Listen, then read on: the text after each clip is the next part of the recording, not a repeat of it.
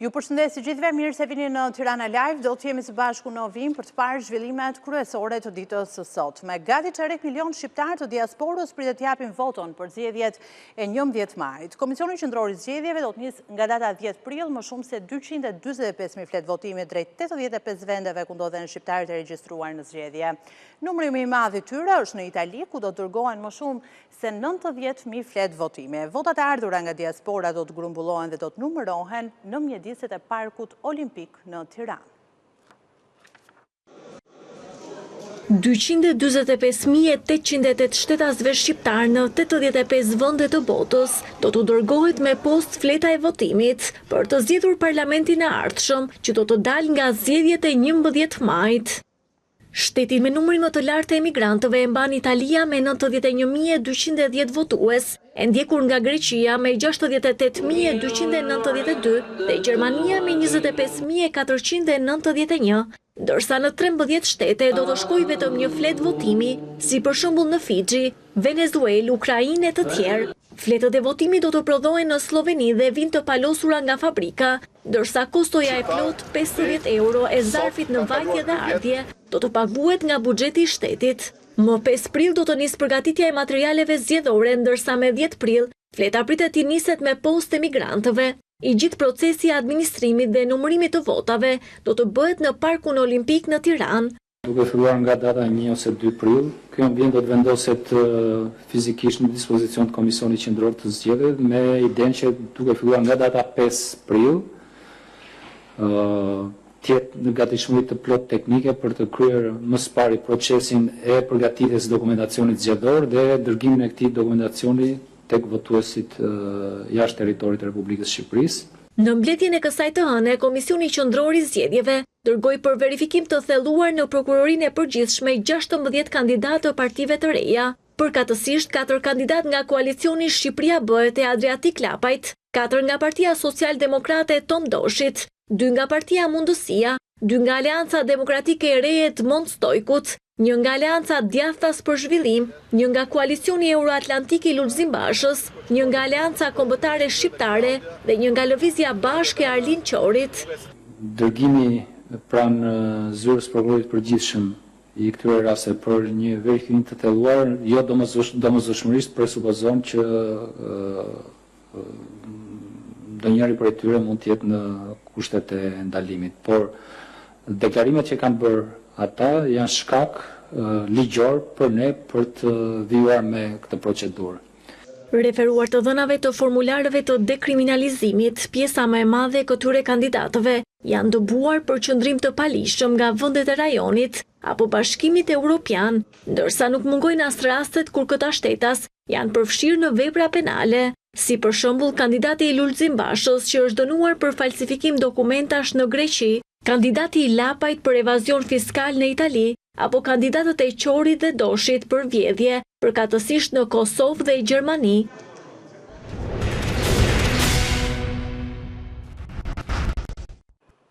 Kryeministri Edi Rama kërkoi në Gjirokastër jo vetëm votat e socialistëve, por edhe të demokratëve për t'i dhënë vendit qeverinë që do të realizonte për të gjithë shqiptarët ëndrrën e madhe europiane. Rama tha se vetëm Partia Socialiste mund të bëjë drejtsinë e re europiane. Rama ironizoi dhe zërat nga opozita që thonë se po paraqesin programin e saj.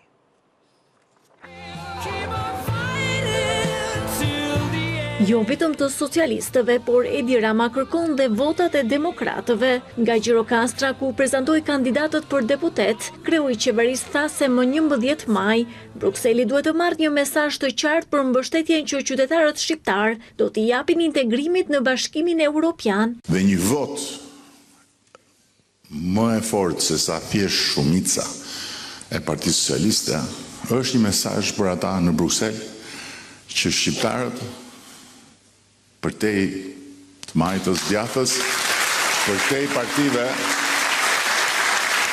po na thonë me votën e tyre që ne e kuptojmë mesazhin tuaj, ne e pranojmë sfidën që na keni bërë që të mbyllim negociatat në 2027 dhe ne të gjithë si popull mbështesim të proces dhe duam të bëhemi antar të Bashkimit Evropian.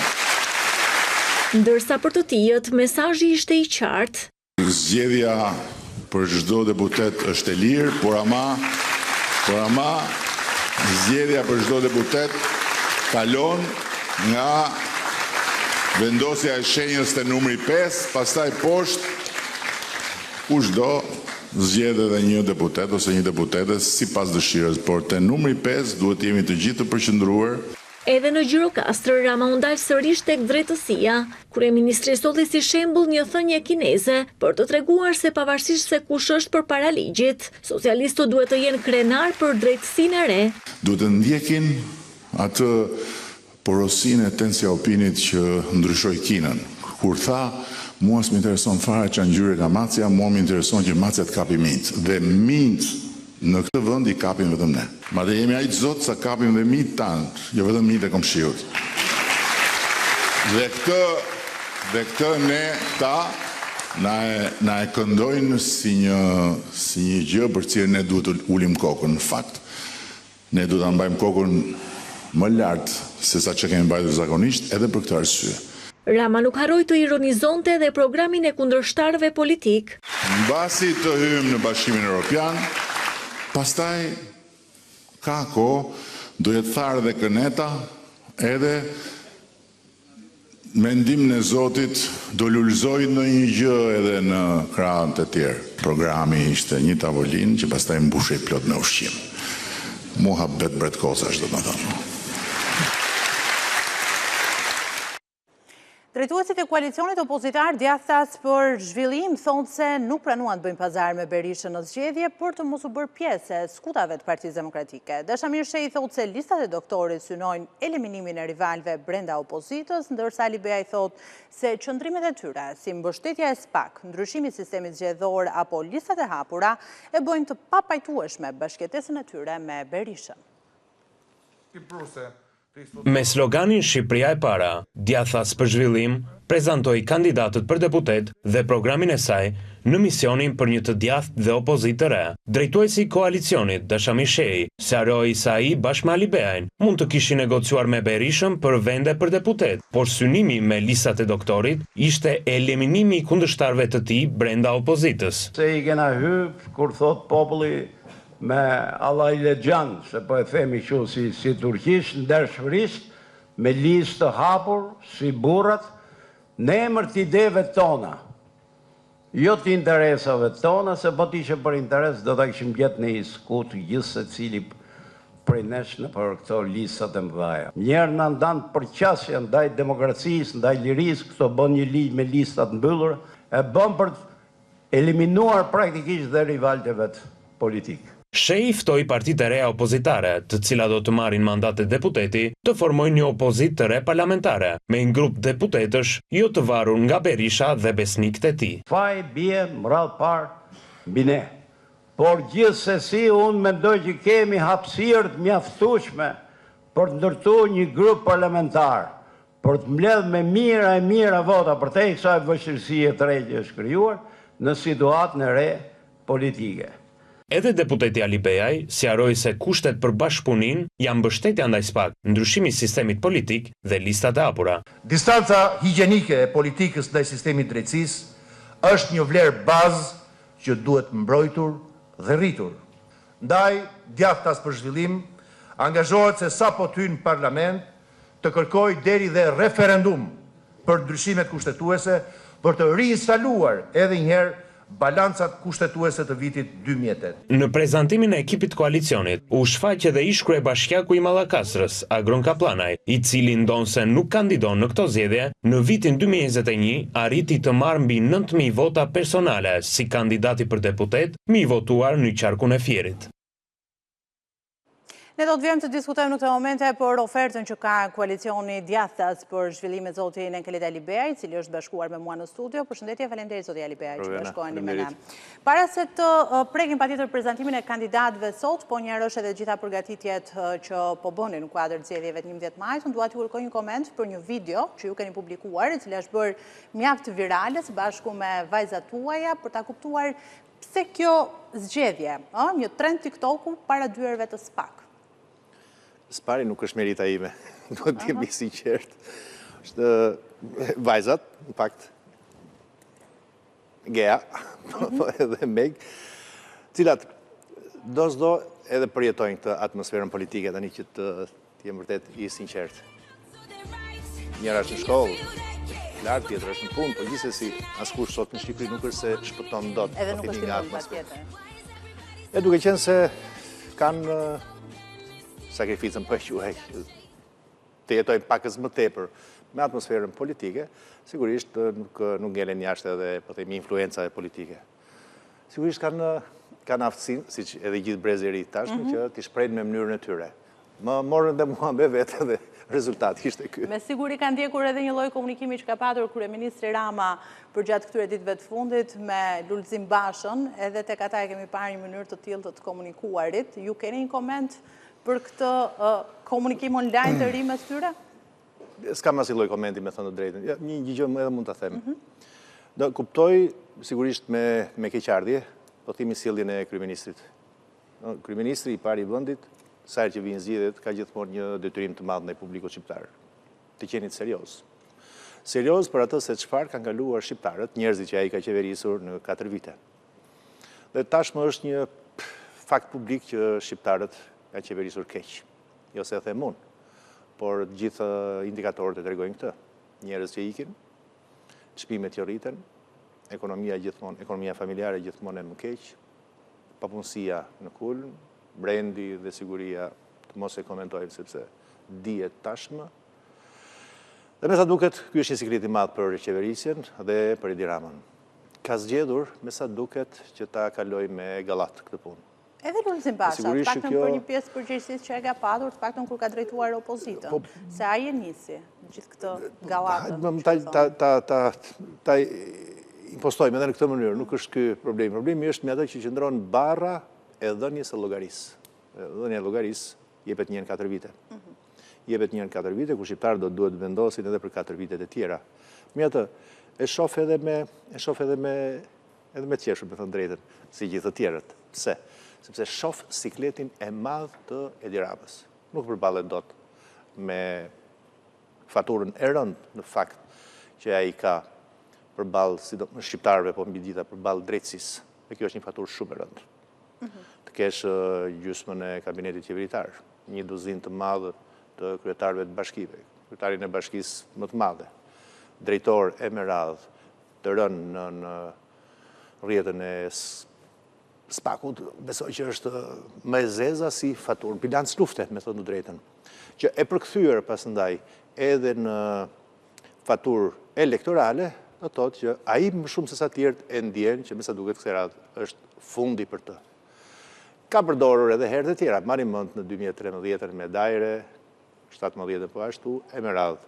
Është i paaftë me sa duket që të flas seriozisht pra të vozis punë të shtetit dhe merr me këtë lloj gallate.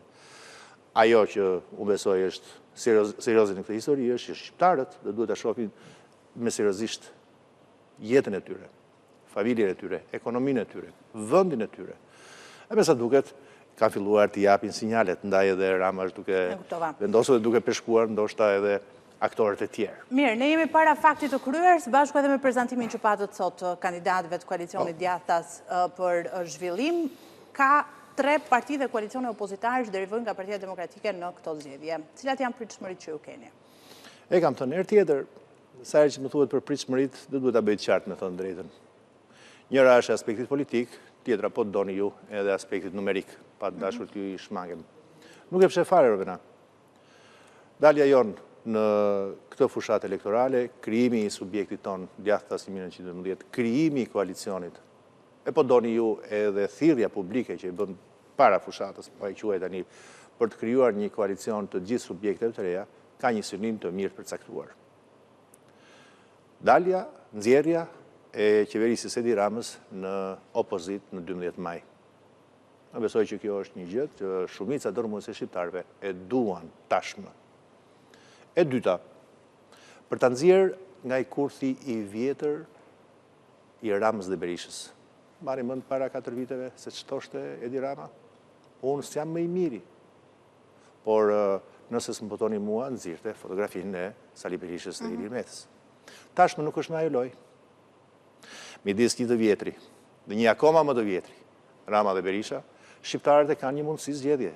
Madje kanë disa mundësi zgjedhje për të qenë fare korrekt, siç juve e thatë Parti të Reja, koalicione e me radhë.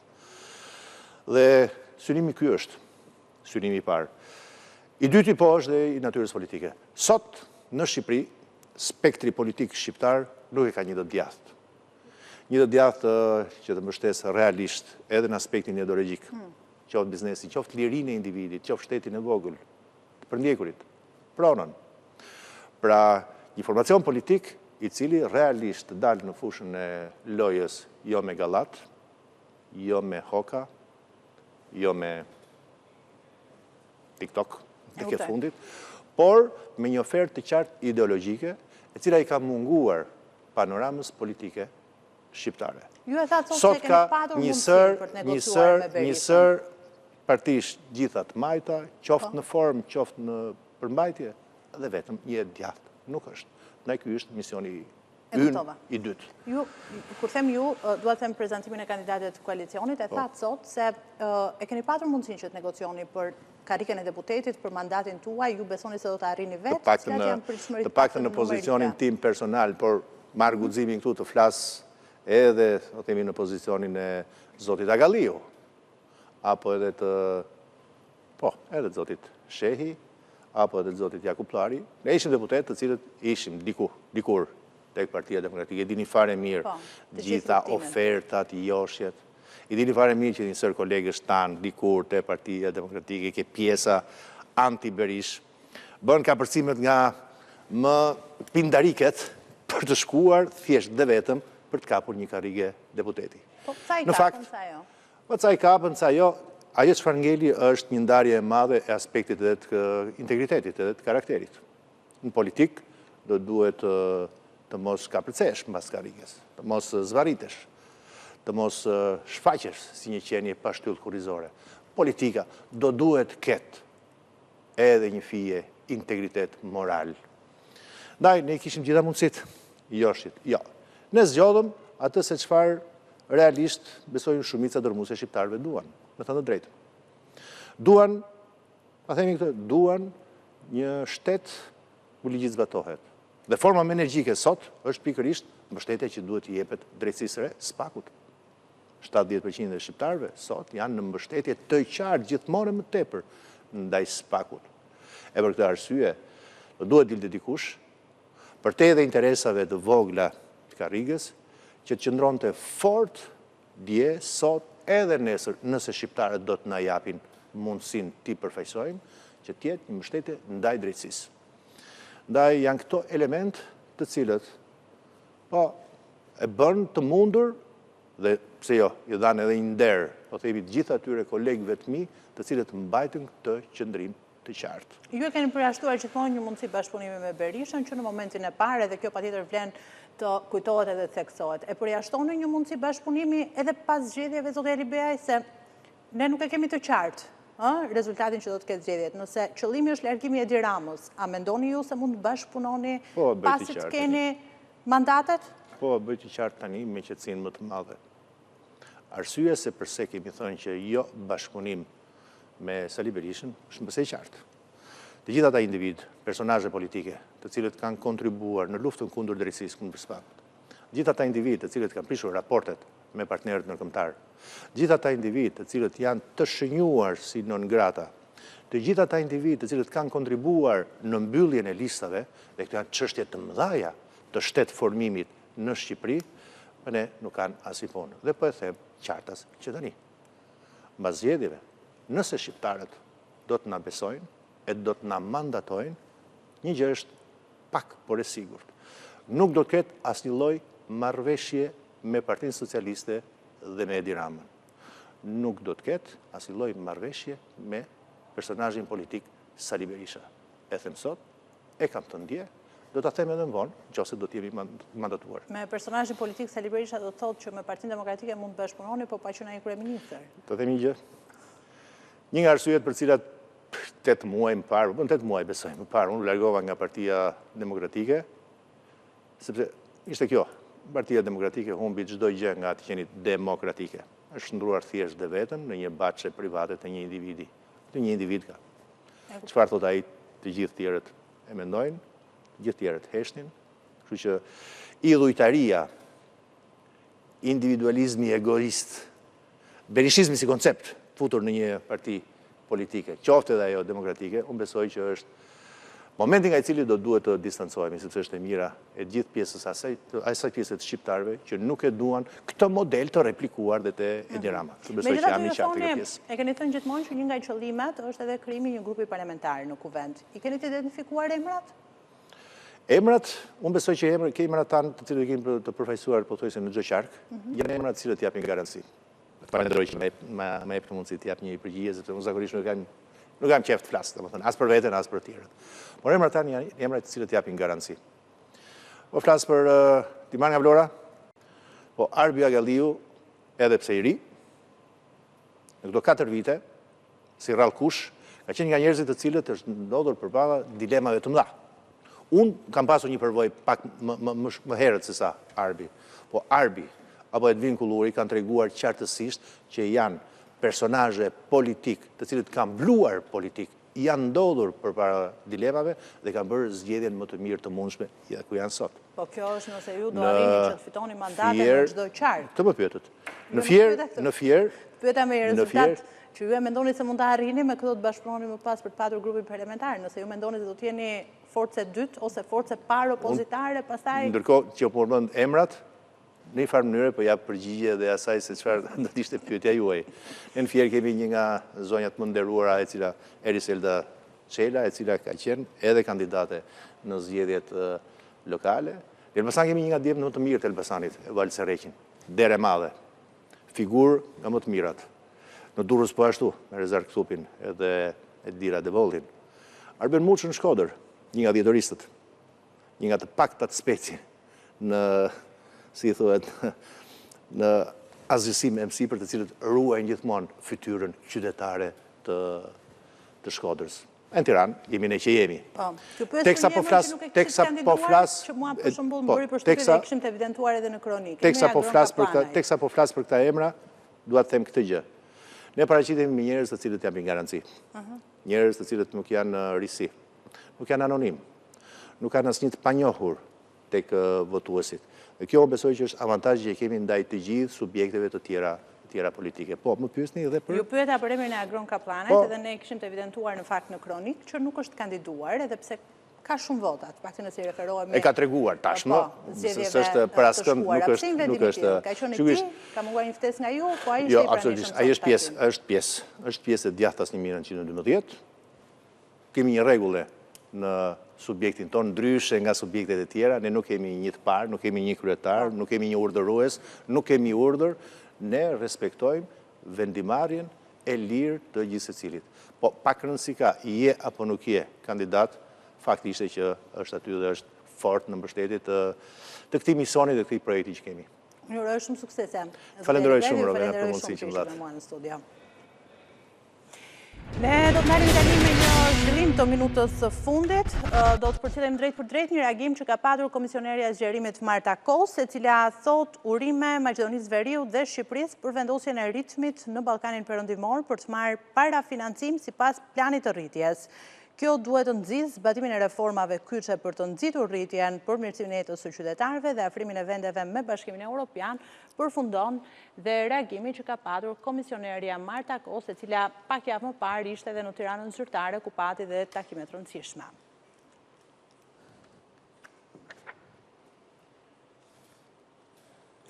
Mirë, ne do të ndalemi tani me të tjera zhvillime. Sali Berisha po kalon ditë jo të lehta sërish me Amerikën. Brenda javës, Departamenti i Shtetit vlerësoi Shqipërinë për luftën ndaj korrupsionit, duke përmendur dhe ndjekjen penale ndaj ish-kryeministrit, ndërsa sekretari Rubio vazhdoi traditën e ish-sekretarit Blinken, duke shpallur non grata 2 politikanë të lartë të Argjentinës. Për më tepër, këshilltari i tij i fushatës Krislia Civita ka më shumë se 1 muaj që nuk ka ardhur më në Tiranë. Të ndjekim Andon Kellon e ABC News. Raporteve të Departamentit të Ri Amerikan të Shtetit u beson edhe Sali Berisha. Doktori pranoi përmendjen e emrit dhe vlerësimet ndaj SPAK për hetimin dhe akuzat e ngritura ndaj tij. Departamenti ai raport se di se kush shprehte një fakt, ajo ka ndodhur. Unë besoj se nuk gënjente. të them që gënjente jo. Thoshte një fakt, që ajo ka ndodhur dhe unë kam denoncuar atë me qindra dhe mijëra herë. Kështu s'ishte gjë të re. Këto qëndrime vetmohuese të Berishës, me sa duket vinë nga Shtetet e Bashkuara të Amerikës. Doktori nuk nguroi të thotë se konsulenti i tij amerikan, Chris Lacivita, zbarkon së shpejti në Shqipëri për fushatën e Partisë Demokratike. Chris Lacivita, unë të garantoj që është në aktivitet të plot. Dhe unë jam komunikim të vazhdueshëm online. Shpejt do stacionoj këtu me ekipin tonë. Ai do vi, do shkoj, me një fjalë, është në aktivitet të plot. Ai nuk është oficer fushë. Ai është marshall. Por doktori vetë pranon se direktivat po i merr me telefon. Konsulenti Trump erdhi në Shqipëri vetëm ditën e prezantimit, ndërsa prej një muaji e gjysmë nuk është dukur më. Berisha zbuloi se ka udhëzuar drejtuesit e kandidatët e vet të merren vetëm me programin e jo me kundërshtarët. Çdo kandidat, çdo aktivist i Partisë Demokratike nga mëngjesi deri në darkë të merret me programin e Partisë Demokratike, kundërshtari ka krijuar skenën e tij me zhapi, me hardhuca, me zhaba, tani do shtoj edhe gjarprit aty, do shtoj edhe mit, s'çaj ka ngel tjetër, pse me këto do merremi ne? Jo.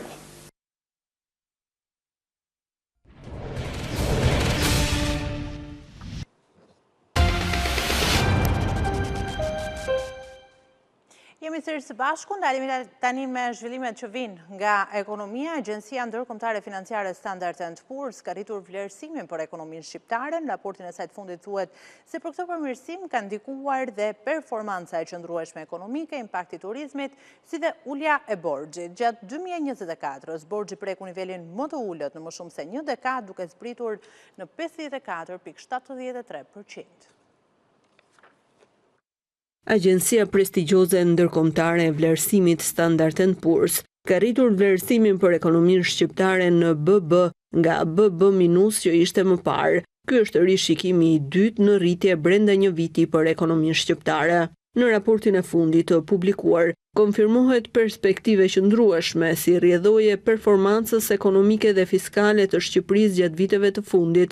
Ndikim në përmirësimin e vlerësimit kanë dhënë investimet e huaja direkte, remitancat dhe rritja e shpejtë e eksporteve të shërbimeve, nxitur nga sektori i turizmit. Shqipëria ka pasur një rritje të konsiderueshme të numrit të turistëve të huaj, të cilët vetëm gjatë vitit të kaluar sollën në ekonomi rreth 4.5 miliardë euro. Në raportin e Standard & Poor's vlerësohet edhe ulja e borxhit, i cili ka pasur një trajektore të fortë të rënëse gjatë vitit 2024, duke prekur nivelin më të ulët në më shumë se një dekadë. Borxhi publik zbriti në 54.73% në fund të muajit dhjetor, nga 57.50% që ishte në fund të vitit 2023.